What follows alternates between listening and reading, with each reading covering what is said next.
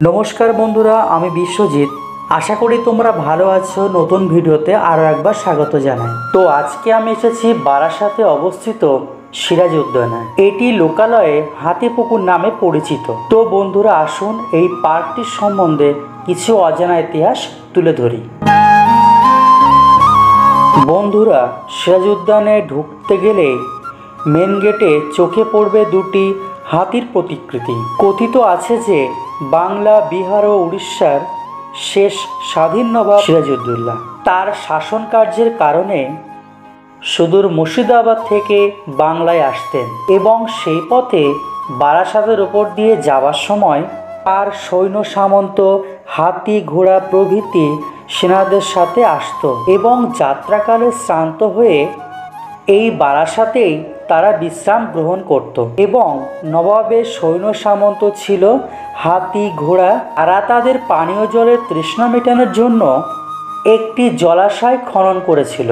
হাতিরা এই জলাশয় থেকে জলপান করার কারণে এই জলাশয়টি হাতিপুকুর নামে পরিচিতি লাভ করে। বর্তমানে এই জলাশয়টিকে ঘিরে সৌন্দর্যায়ন করে চারিপাশে কারুকার্য করে নবাব সিরাজউদ্দৌলার মূর্তি প্রভৃতি বেষ্টন করে একটি বড় সুবিশাল পার্কের আকার দেওয়া হয়েছে এবং 2019 সালে 12 জানুয়ারি সিরাজ উদ্যান নামকরণ করে সর্বসাধারণের জন্য খুলে দেওয়া হয় এই পার্কটি।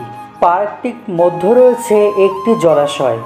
এই জলাশয়টিকে বেষ্টন করে রয়েছে বাগান। এই বাগানকে বেষ্টন করে রয়েছে টয় ট্রেনের।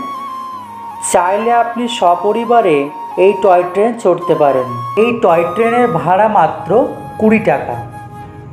শুধু টয় ট্রেন নয়, রয়েছে বিভিন্ন ধরনের চড়ার জিনিস, যেমন বোর্ড, ব্রেক ড্যান্স, ড্রাগন নৌকা, মিকি মাউস, আরও অনেক কিছু। এই সব কিছু চড়তে গেলে যে সমস্ত ভাড়া বা টাকার প্রয়োজন হবে সেইগুলো আমি ভিডিওর নিচে পরপর লিখে দিয়েছি। পারলে তোমরা ভিডিও দেখতে দেখতে এটাও ফলো করে নিও, নিচের স্ক্রিনটাও একবার দেখে নিও। আমি কিন্তু এই সময়ের কথা বলছি, পারলে কিন্তু পরবর্তীকালে ভাড়া বাড়তে পারে। এই ট্রেন লাইনের পাশ থেকে চলে গেলে সুন্দর একটি ফুটপাত, তার চারিপাশে বিভিন্ন ধরনের ফুলের বাগানের বাহার দেখা যাচ্ছে। এই ফুটপাত দিয়ে হেঁটে যেতে যেতে চোখে পড়বে একটি মস্ত বড় ব্রিজ, দুটি টাওয়ার দ্বারা সংযুক্ত রয়েছে। সিঁড়ি দিয়ে সোজা উপরে উঠে গেলে উপরের ছবিটা বেশ সুন্দরই লাগে। ব্রিজের উপর দিয়ে সোজা হেঁটে চললে পৌঁছে যাওয়া যায় একটি রেস্টুরেন্টে, যেখানে চাইলে আপনি খাওয়া দাওয়া সেরে ফেলতে পারেন। এই রেস্টুরেন্টে কিন্তু মোটামুটি সব ধরনের খাবার পাওয়া যায়।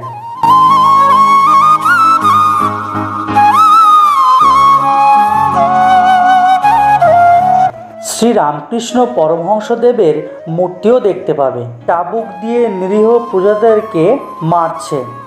আবার তারই পাশাপাশি রেস্টুরেন্ট থেকে বাইরে বেরিয়ে এলে দেখতে পাবে উপর থেকে চারিদিকটা দেখলেই চোখে পড়বে দুটি ইংরেজ সাহেব বা আদার স্ন্যাক্স, চা, কফি।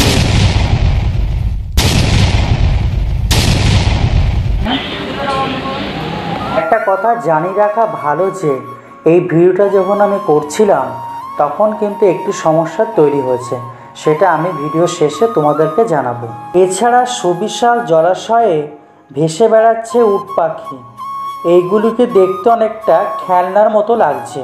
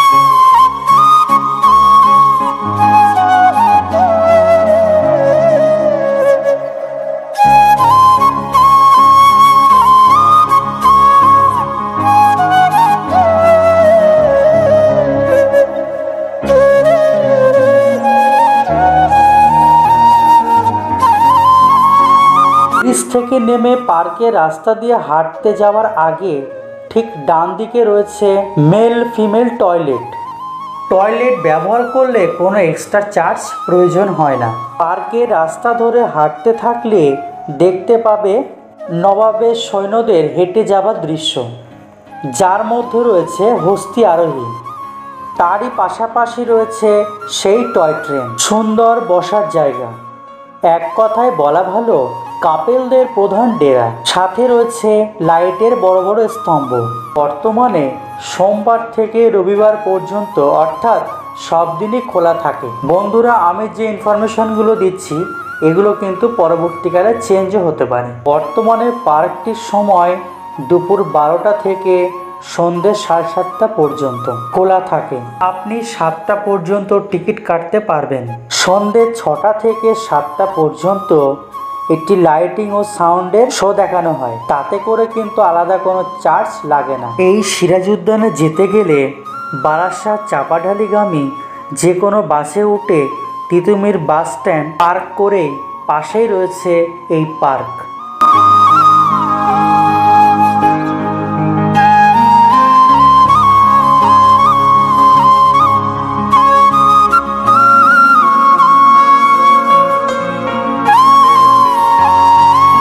এবার আসি সেই রেস্টুরেন্টের কথায়, যে কথাটা আপনাদেরকে আমি পরে বলবো বলেছিলাম। আমি যখন ভিডিও করি তখন কিন্তু আমার ঠিক বাঁ দিকে কিন্তু একটা স্টাফ ছিলেন, ফুড স্টাফ। তাকে আমরা হঠাৎই সেমন একটা দেখতে পাইনি। আমি আমার ক্যামেরাম্যানকে নিয়ে সরাসরি কথা বলি, ঠিক তখনই উনি আমাকে ভিডিও করতে বাধা দেন। ওনার কথা ছিল এই যে আপনি পারমিশন ছাড়া আপনি ভিডিও করছেন কেন? আমি রিকোয়েস্ট করলাম, ম্যাম ফ্রেমে কিন্তু আপনি নেই, আমার শুধু ফ্রেমটাই নেওয়া হচ্ছে, আমার ভিডিও করছি, আর তাছাড়াও তো এখানে ভিডিও অ্যালাউ আছে। এইসব কিছু বলা সত্ত্বেও উনি কিন্তু ভিডিওটাকে বন্ধ করতে বাধ্য করেন আমার। পরে যদিও বা আমি এই সমস্ত ঘটনা নিয়ে কাউন্টারে জানাই, অনেক ঘটনায় ঘটে, সেগুলো আমি আপনাদেরকে শেয়ার করতে পারছি না, তার জন্য খুবই দুঃখিত। উনি আর পরে কথা বলেন না, উনি ওনার কাউন্টারে গিয়ে উনি কাজ শুরু করেন। তো এই ছিল ঝামেলার মূল ঘটনা।